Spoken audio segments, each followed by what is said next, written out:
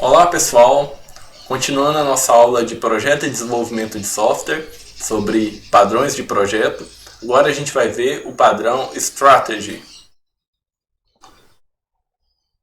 Nosso contexto agora é o seguinte, imagina que a gente tem um sistema, nesse sistema a gente tem uma lista, certo? Uma classe, e essa classe ela precisa chamar um método que ordena. Mas aqui só está implementado o Quicksort. Tá? Então, pensando aqui no princípio de aberto e fechado, né, a gente poderia ter, a gente deseja que, utilizando o princípio aberto e fechado, que a gente possa definir qual método que eu vou utilizar para ordenar. Tá? Mas a classe aqui, MyList, ela não está aberta para fazer alguma extensão. Então, o que a gente pode fazer aqui? Né? A gente poderia mudar o algoritmo de ordenação, usar um shell sort, um heap sort, tá? E uma forma de resolver esse problema é utilizar o padrão strategy. Tá? O que vai acontecer? A gente vai poder criar uma forma de parametrizar o algoritmo, a estratégia, né, utilizada aqui para ordenação. Então, dessa forma, a gente vai ter uma classe mais aberta, né, a novos algoritmos. Então, nesse exemplo, são algoritmos de ordenação. Então, o que vai acontecer? O primeiro passo é a gente criar uma hierarquia, né, de estratégias. Estratégia aqui, no caso, é o algoritmo de ordenação. Então, olha só. A gente está criando aqui uma classe Sort Strategy, tá? E essa classe ela tem um método abstrato chamado sort. Tá? Então, toda vez que eu for adicionar um novo método de ordenação, ele vai ter que herdar dessa classe, né? Sort Strategy. E, consequentemente, vai ter que implementar um método de ordenação. No caso do Quicksort Strategy, vai ter que implementar o Quicksort, Shell Sort, tá? Ou qualquer outro algoritmo que a gente quiser adicionar. Então, aqui vai ter o código do Quicksort, aqui o código do Shell Sort. Segundo passo vai ser modificar a classe MyList para que ela utilize essa hierarquia, né, de estratégias que a gente tem. Então, o que vai acontecer? Agora eu vou adicionar aqui um atributo do tipo Sort Strategy, da classe que a gente acabou de criar. Esse atributo vai ser Strategy, o nome dele. Então, o que vai acontecer? Por padrão, eu vou utilizar, quando eu instanciar um objeto dessa classe, por padrão ele vai utilizar o Quicksort. Tudo bem, né? Mas aí eu vou adicionar um novo método aqui, set sort strategy, onde eu vou poder modificar esse algoritmo, tá, de ordenação. Então, no caso, eu vou passar um objeto do tipo sort strategy, que foi definido ali anteriormente, e com isso eu vou poder mudar a estratégia de ordenação aqui.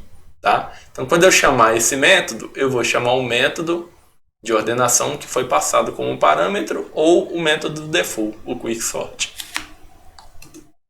Tá? Então, aqui, como eu estava falando, o padrão é o Quicksort. Eu posso chamar um método que vai mudar o método de ordenação e o método que chama a função de ordenação, ele chama a função que é definida nesse objeto, strategy.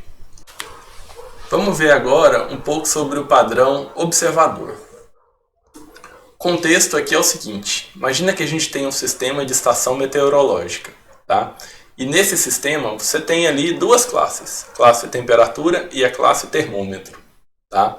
Então existem diversos tipos de termômetro, digital, analógico, web, no celular, no console e etc. Tá? E se a temperatura mudar, todos os termômetros têm que ser atualizados, porque eles estão exibindo a informação. Tá? O problema, a gente não quer tornar a temperatura e o termômetro dependentes entre si, a gente quer que eles sejam independentes. Tá? Classe modelo, no caso, a classe da temperatura, independente da classe de visão, que são a classe dos termômetros.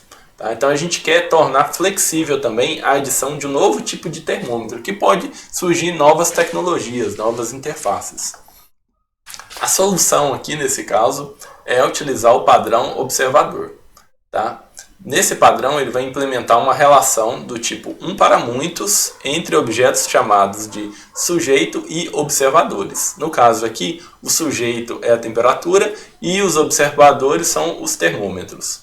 Tá? Quando o estado de um sujeito muda, os observadores têm que ser notificados. Tá? Eles têm que saber que teve uma mudança para atualizar o viewer deles.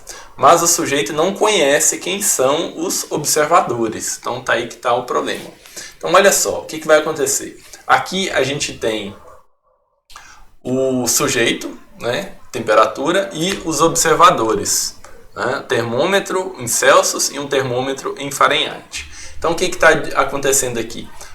A nossa classe temperatura, ela já vai ter uns métodos para adicionar o observador. Tá? Então toda vez que acontecer uma mudança na temperatura, os meus observadores têm que ser notificados. Tá? E como que a gente vai garantir isso? E essa classe temperatura, ela vai estar herdando da classe subject, sujeito. Né?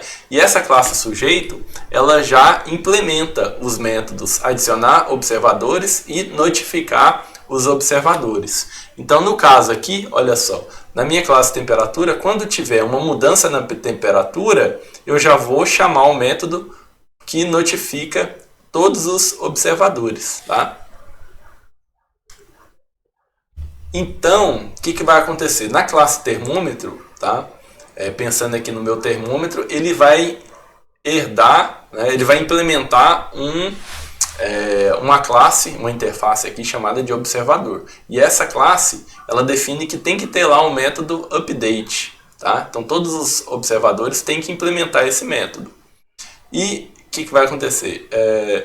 Quando acontecer lá do sujeito chamar o método notificar os observadores, ele vai consequentemente disparar a chamada desse método aqui no observador, update. O que ele vai fazer? Atualizar lá a informação que é exibida, né, no termômetro. Certo? Então essa é a ideia do observador. Então olhando aqui esse diagrama de sequência da UML, olha só, a minha classe temperatura, ela foi lá, chamou o método que altera a temperatura. Então esse método vai disparar, né, a chamada do notificar observadores e, consequentemente, ele vai chamar o método update de cada observador, do termômetro 1, do 2 e do 3. Vamos ver agora o padrão template method. Então, pensando aqui no seguinte contexto, tá? A gente tem um sistema que realiza a folha de pagamento.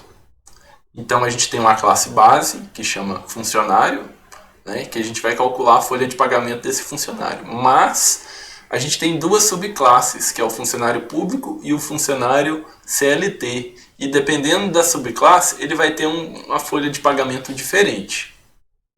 Então, problema. A função que calcula o salário dos funcionários, eles têm passos semelhantes para funcionário público e CLT, mas tem algumas diferenças, né, como eu falei.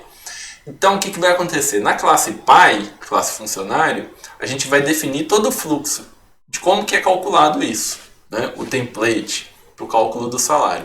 Mas a gente vai deixar aberto para que as subclasses façam algumas customizações. Então, para fazer isso, a gente vai utilizar o padrão template method, tá? Que ele vai especificar como implementar, né, esse template, o esqueleto do algoritmo, em uma classe abstrata, mas ele vai deixar que as subclasses elas implementem alguns passos, tá? Então, esse padrão permite que as subclasses customizem um algoritmo, mas sem mudar a estrutura.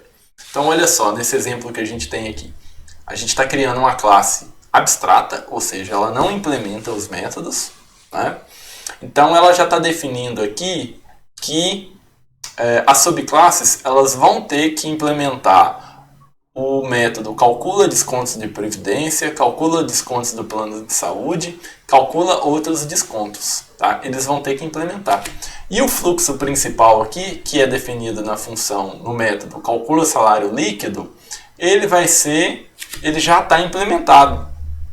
Tá? Então aqui você já tem o template, ou o modelo para cálculo do salário líquido. As subclasses, elas vão ter que implementar esses métodos, tá? Aí que está a customização. Então aqui está acontecendo uma inversão de controle, tá? Então o template método ele é utilizado para isso, para fazer essa inversão de controle. Por quê? Um framework ele define já como que vai ser esse fluxo principal, não o cliente, né, dessa classe. Então, olha só, o framework define o modelo, né, de como que isso vai ser implementado. Os clientes podem parametrizar, né, customizar, mas o fluxo principal já está definido, tá? Então, por isso que ele é chamado de framework. Num framework você já tem esse fluxo definido, né? Numa biblioteca não. Então, qual que seria a diferença de um framework para uma biblioteca, né? Então você tem um sistema X que usa um sistema Y. Mas Y é uma biblioteca ou um framework? O que define isso, né? Então é como eu falei, né? Se o X tem controle das chamadas, define a ordem, o fluxo principal, né? Então ele é uma biblioteca. Então Y é uma biblioteca, ela não está definindo.